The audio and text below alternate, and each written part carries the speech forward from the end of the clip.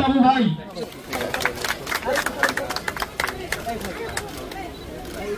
বিধি মোতাবেক অনুমতি নিয়ে সেটার জন্য পরিপূর্ণ হয় এবং আগামী বছরের জন্য এটা অব্যাহত থাকে। আমি অত্যন্ত এই পশু হাটে সমৃদ্ধি কামনা করি এবং আমি বিশ্বাস করি আপনাদের সকলের সহযোগিতা পেলে সাংবাদিক, প্রশাসন এবং আমরা যারা রাজনীতিবিদ সবাই যদি এর সাথে সম্পৃক্ত থাকে, আমরা যদি সুষ্ঠু ব্যবস্থার মাধ্যমে এটাকে পরিচালনা করা যায়, তাহলে পৌরবাসী সত্যিকারে একটি সেবা পাবে। আমি সেই প্রত্যাশা ব্যক্ত করে আনুষ্ঠানিকভাবে আমি সাভার পৌরসভা কর্তৃক অস্থায়ী পশু হাটে শুভ উদ্বোধন ঘোষণা করছি। না, জনগণের তো সুবিধা হচ্ছে। আপনি ধরেন জ্ঞানটাটা ভিতরে, এখানে রাস্তার পাশে আপনি মোটরসাইকেল, রিক্সা, টেম্পো দিয়ে ওখানে নেমে হেঁটে এসে তো আপনি গরুটা কিনে নিয়ে যেতে পারছেন। এই সুবিধা তো জ্ঞানটায় ছিল না। জ্ঞানটার থেকে আমি মনে করি এই জায়গাটা একটু বেটার। এবং এবছর হয়তো নতুন থেকে হয়তো অনেকে যারা খবর পায় নাই, আমি তাও আশাবাসী 2-3 দিনের মধ্যে হয়তো এই জায়গাটা গরুর ছাগলে ফিল আপ হয়ে যাবে। কিন্তু আগামী বছর অনেক গরু হবে, অনেক ছাগল হবে, এটা আমি বিশ্বাস করি। এবং যে সেন্সিবল হোক, আলটিমেটলি পৌরবাসী এটা সুবিধা হয়েছে।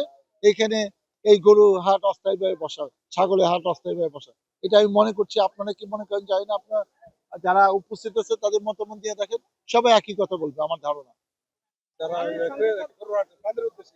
শুনেন, যারা এটা পেয়েছে নিয়মতান্ত্রিক ভাবে টেন্ডারে, আমি তাদের কাছে প্রত্যাশা করি এটা যেন সহনীয় পর্যায়ে থাকে।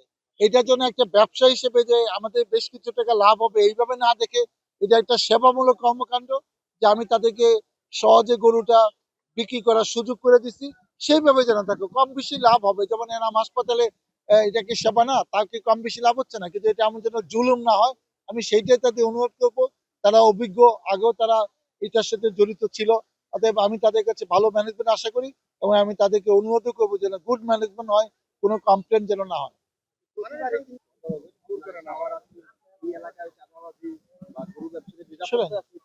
এগুলা বিভিন্ন রকম ব্যাপার আছে, যেমন পরিবহন সেক্টরে যেটা হয়, তো সেগুলা তো তাদের কি নিয়ম কানুন আছে আমরা জানি না। কিন্তু নতুন করে যদি হয় যে গরু যারা কিনছে সবার কাছ থেকে ঢালাও ভাবে এই পয়েন্টে, সেটা আমি নিজে মোকাবেলা করবো। আমাকে আপনারা জানেন আমি পুলিশ নিয়ে নিজে মোকাবেলা করবো। এরকম নতুন কোন সিন্ডিকেট, নতুন কোন গ্রুপকে আমার চাঁদাবাজি করতে দিব না। এবং যারা এখানে আছে, এই যারা কিংবা নেপথ্যে খুঁজছেন, তাদেরকে বলবো যে এখান থেকে নিয়ে যাবে, ওইটা যেখানে হয় সেটাও তুমি প্রশাসনকে বলবো, আমাদেরকে বলবো।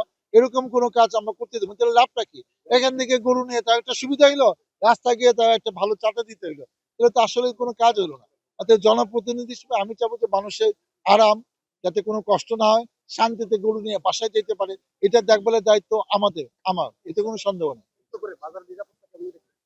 না, নিরাপত্তা এখন চট্টগ্রামে আছে আমি অতটা বুঝি না, কিন্তু খুরশেদ বলেছে CC camera, Khurshed CC camera খুব বেশি দাম না, পর্যাপ্ত নাও এই একদম মেইন রোড থেকে যেন সিসি ক্যামেরা থাকে এবং এখানে যেন কোনো আইন শৃঙ্খলা অবনতি, এখানে চিন্তাই হবে এটা তোমার লোকজন কিন্তু নিরাপত্তার দায়িত্ব থাকতে হবে। আমি কোনো ক্রাইম এই মাঠে আমি দেখতে চাই না, শুনতে চাই না। আমরা যদি যেটা তোমরা পারবা না আমাদেরকে বলবা, আমরা প্রশাসনের মাধ্যমে বাকিটা এনশিওর করবো যাতে এই ধরনের কোনো ঘটনা এখানে পুনরাবৃত্তি না ঘটে। সিসিটিভি ক্যামেরার আওতায় আছে। পাশাপাশি আইন শৃঙ্খলা বাহিনীর 3টা টিম আছে, একটা র্যাব, একটা ডিবি, একটা সাভার থানা পুলিশ, আর আমাদেরও স্বেচ্ছাসেবক ভলেন্টিয়ার আছে। আশা করি এখানে কোনো সমস্যা হবে না। জাল টাকা শনাক্তকরণের মেশিন আছে, ব্যাংকের বুথ আছে, তারপরে ব্যাপারীদের অসুস্থ হলে এখানে ডাক্তারের একটা চেম্বার আছে রেড ক্রিসেন্টের মাধ্যমে। পাশাপাশি আপনার এইখানে আমরা সার্বক্ষণিক আমাদের ভলেন্টিয়ার টিম সবকিছু দেখভাল করবে ইনশাআল্লাহ।